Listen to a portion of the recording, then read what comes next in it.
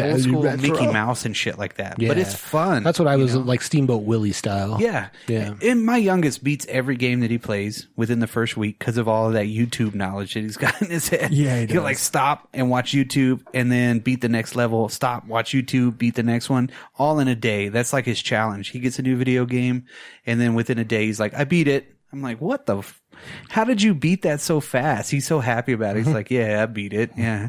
But this one, he stopped. Because he got a long ways into it and he was like, I'm fucking done. This shit sucks. Dude, towards the end, I've watched people do that and like how many times they die over and over. It's a very challenging game. It's the not Elder Scrolls, the Dark Souls of side platform shooters. That's a rough game. Oh, trust me, this is a rough game. This one, you do the same thing over and over and over again, just like Mitch said. Oh, yeah. And it murders you. And you can play 2-player, and we were trying to beat this one level so he could go past, because he'd always ask me to beat a level with him on this. Yeah. Because it was so fucking hard. Papa, can you play with me? Yeah. And that would be the only time that I was allowed downstairs. He's like, Dad, can I get your help? And I'm like, all right. And then I go down there and help him beat a level. And he'd be like, okay, you can go now. I'm like, all right. Because it's in the old school feeling. Son. Yeah. It's that old school kind of game that I was used to playing. What the hell was that? That happened to me earlier, remember? I know, right? There's like a ghost in here. Air, guys. That's what my daughters will tell you. There's a ghost in here. It's choking me. It's force choking me. But yeah, I mean, I didn't really, I played the Watchmen game a little bit. The end is nigh. I played that one a little bit. The Watchmen game? Yeah. I didn't even know the that was Watchmen a game. thing. I didn't either. Yeah. The Watchmen game? Yeah, the Watchmen game. Perfect. Yeah.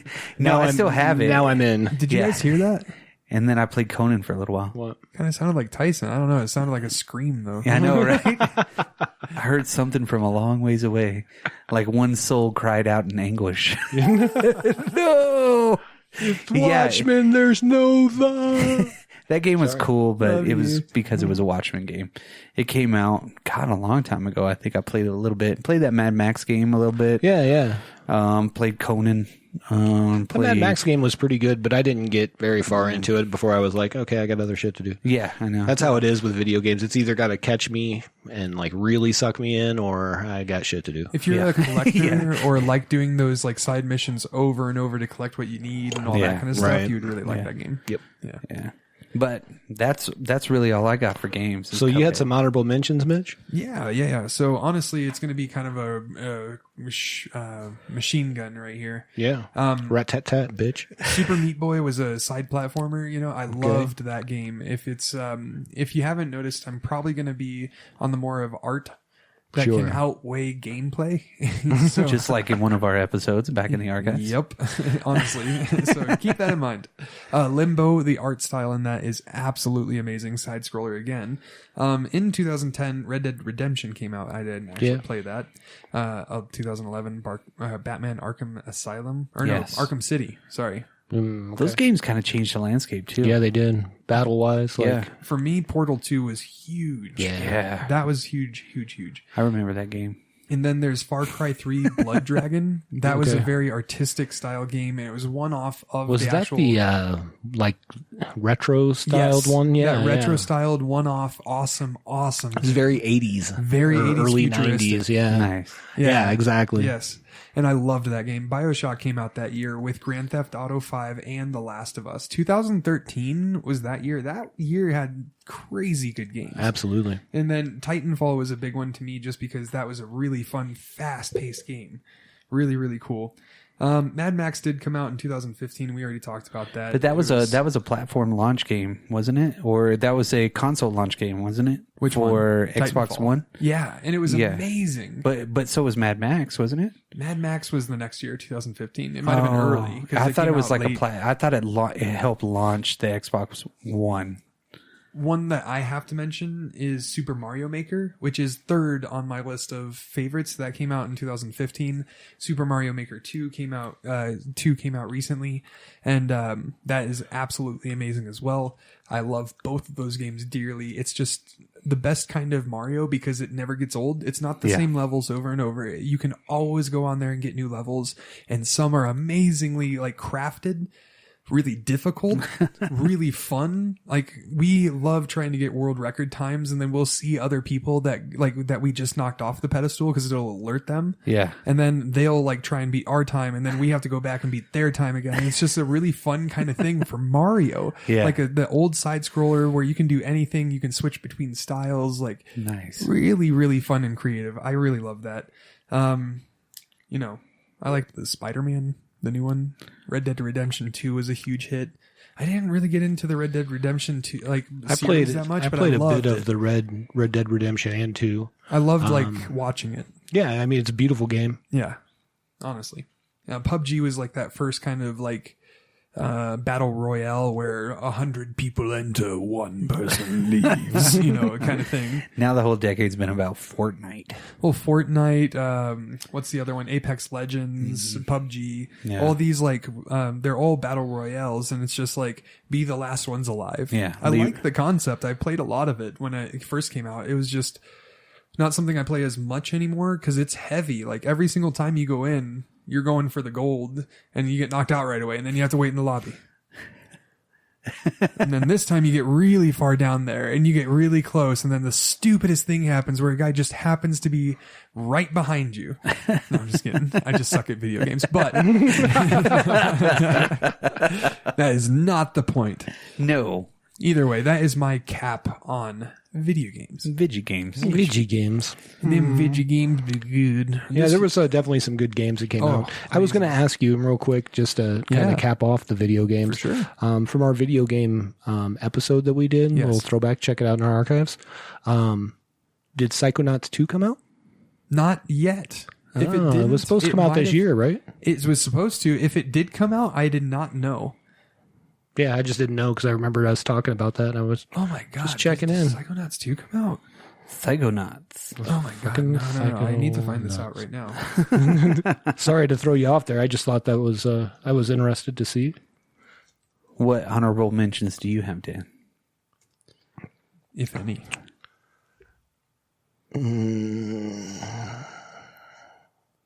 No. Nope. I mean, I think we 2020. talked about all of, really. Psychonauts 2 2020. If it does come out this year, it'll probably be my favorite because it seems like they're doing it right. But then again, if you put that much pressure on something, then It's going to let you down. probably. I know it's sad, but I mean, That's it's just sad. what it is. I gotta live with my choices. That makes me sad on the inside.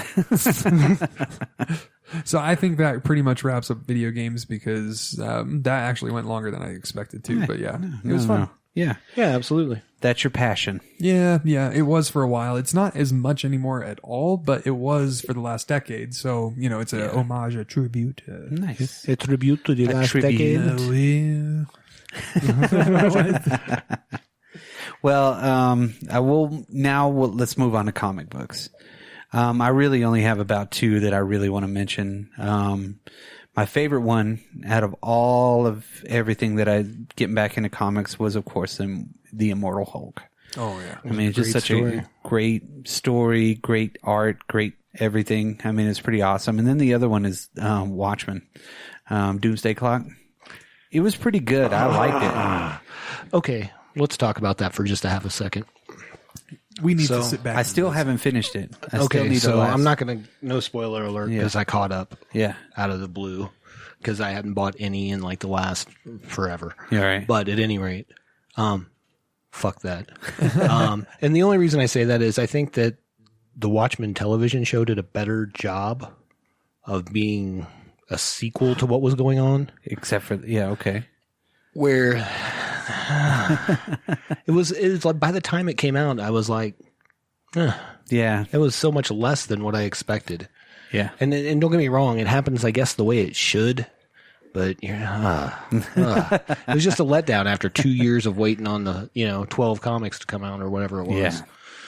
So yeah, that's what I got on that. Sorry to be a party pooper. Well, what comic books do you got there? I was thinking about this like as far as the decade, and I started thinking about like who my favorite runs were on comics.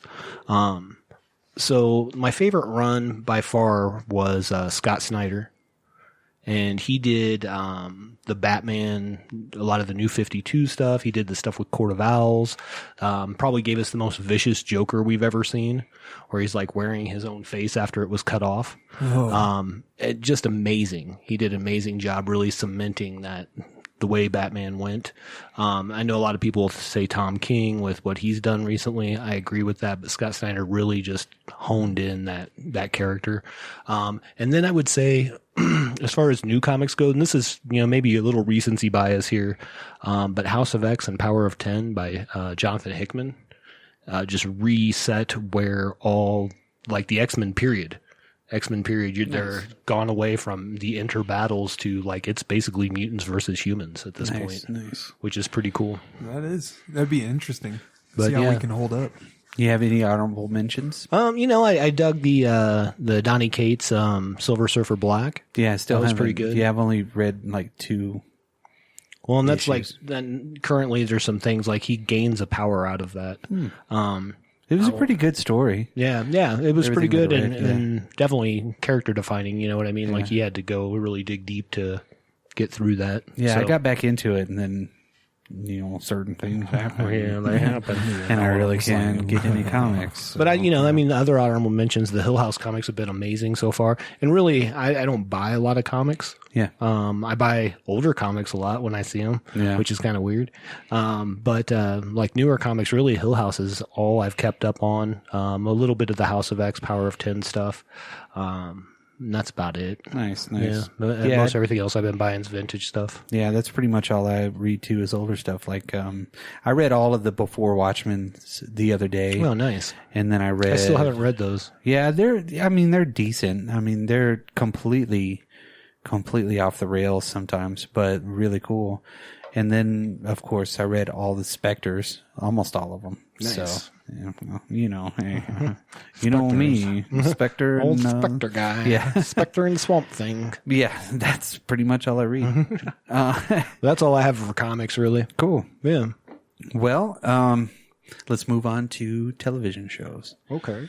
Because the last 10 years has been pretty awesome. It has been. Yeah. Honestly, there was a lot of great shows that kind of hit at the very beginning of the decade. Absolutely. And a lot of great shows that have carried on through there. But there's a couple of them that really didn't, that had great steam.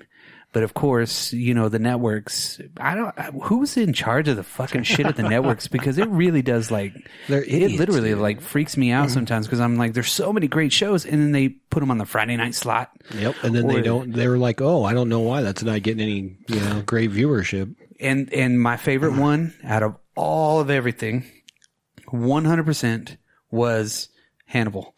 I knew you were going to say that because I knew you were a big fan. Yeah, Hannibal is, I think it's my favorite television show, I think, of all time. Nice. My wife thinks I got a crush on fucking Matt Mikkelsen. But he's Wait a fucking minute. badass. Your wife. She thinks I got a crush on a lot of people. Yeah, I was going to say like Uma Thurman, Mads Mikkelsen. Mads Mikkelsen. It's a weird, real menage a trois going on there. When she said that, I was like, well, actually, yeah. No. Well, if I were. I mean, Mads is pretty fucking badass. But that show, fucking A, man. That show is like streamlined, badass motherfucking shit. Yeah, I really think it is the best show that I watched. I was enthralled in it every time I watched it.